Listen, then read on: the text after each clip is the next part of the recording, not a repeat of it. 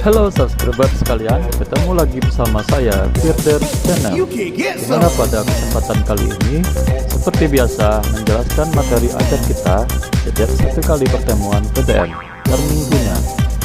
Yang mana di dalam video ini ada tugas berupa pertanyaan yang terletak pada menit-menit tertentu. Bagi subscriber yang belum subscribe, silahkan di subscribe dulu ya, guna mendukung channel ini. Jangan lupa like, komen, dan share sebanyak-banyaknya. Seperti apa kelanjutannya? Yuk tonton video ini dari awal sampai akhir.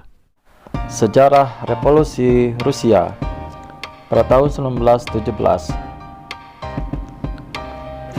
Faktor-faktor penyebab munculnya Revolusi Rusia. 1. Pemerintahan Tsar Nicholas II yang reaksioner. 2. Susunan pemerintahan Tsar yang buruk. 3. Perbedaan sosial yang mencolok. 4. Persoalan tanah. 5. Munculnya aliran-aliran. 6. Kekalahan perang pasukan Rusia di daerah Tannenberg dan Danau Missouri membuat rakyat kecewa dan kepercayaan pada Tsar hilang. Rakyat jemu melihat perang dan menginginkan perdamaian. Selanjutnya, bahaya kelaparan yang mengancam. Pada Revolusi Rusia ada dua alur. Yang pertama, Revolusi Februari 1917.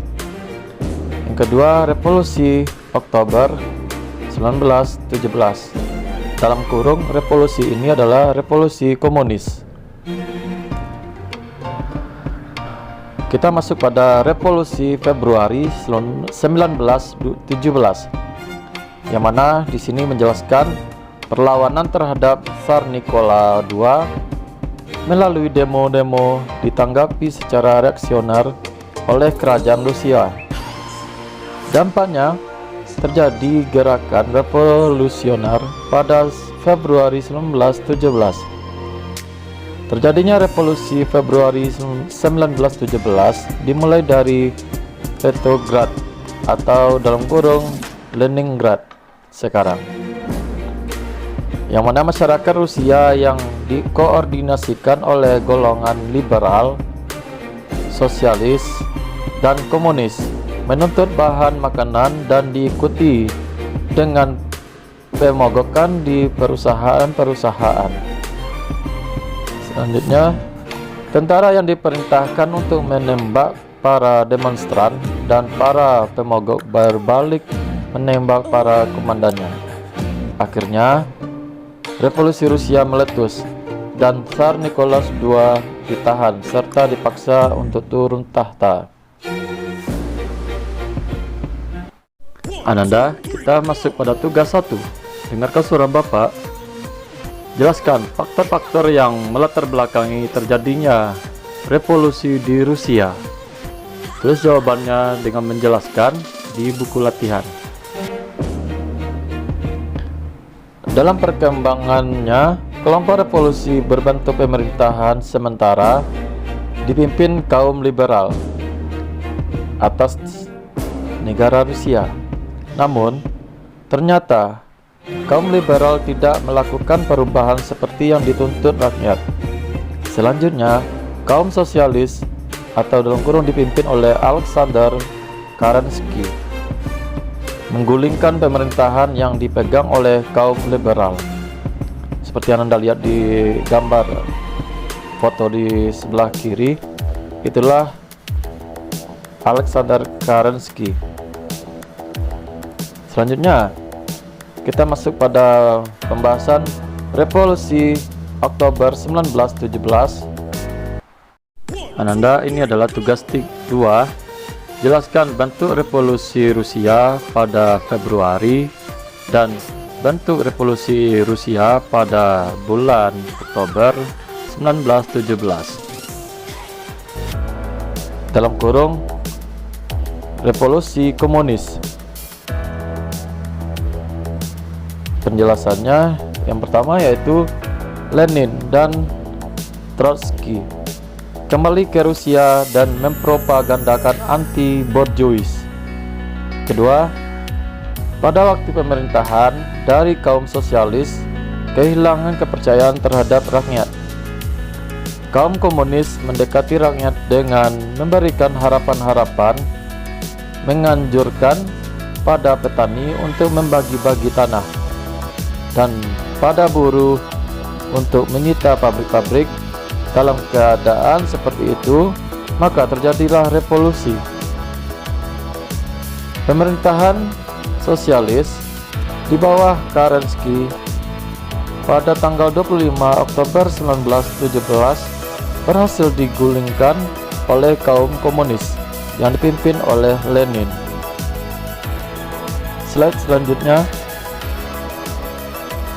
perubahan Rusia pasca revolusi Rusia.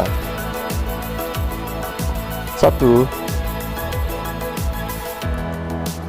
Pemerintah membagi bahan makanan kepada rakyat.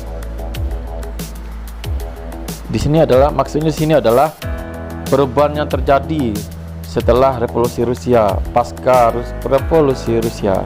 Yang pertama, terjadinya atau pemerintah membagi bahan makanan kepada rakyat. Kedua, buruh menyita pabrik-pabrik. 3. Tanah dibagi-bagikan kepada para petani. 4. Semua utang piutang dari pemerintahan Tsar dihapuskan dan bank menjadi monopoli negara. Selanjutnya diselenggarakan perundingan damai dengan Jerman, yaitu perjanjian perdamaian di Brest-Litovsk pada tahun 1918.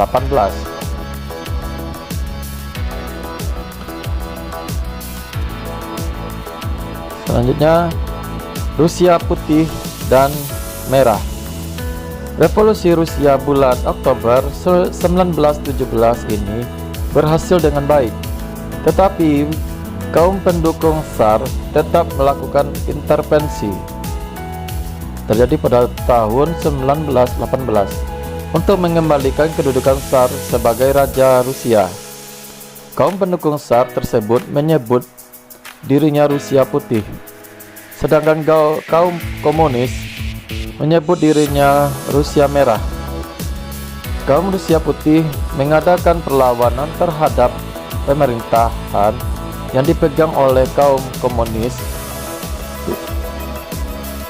Pemimpin perlawanan kaum Rusia Putih adalah Jenderal Denikin atau dalam kurung Anton Ivanovich Denikin dan Wrangel dalam kurung Pyotr Nikolayevich Wrangel. Itu adalah pemimpin Rusia Merah. Lanjut, dampak dari revolusi Rusia. Pertama, meluasnya komunisme ke seluruh dunia dengan Rusia sebagai pemimpinnya. Jadi Rusialah sebagai pemimpinnya dengan meluasnya komunisme ke seluruh dunia. Yang kedua, terjadinya modernisasi Rusia, mengembangkan Rusia terutama dalam bidang industri dan pertanian. Ketiga, munculnya demokrasi Soviet, yaitu demokrasi yang berlandaskan komunisme. 4. Penghapusan sistem pemerintahan Tsar di Rusia.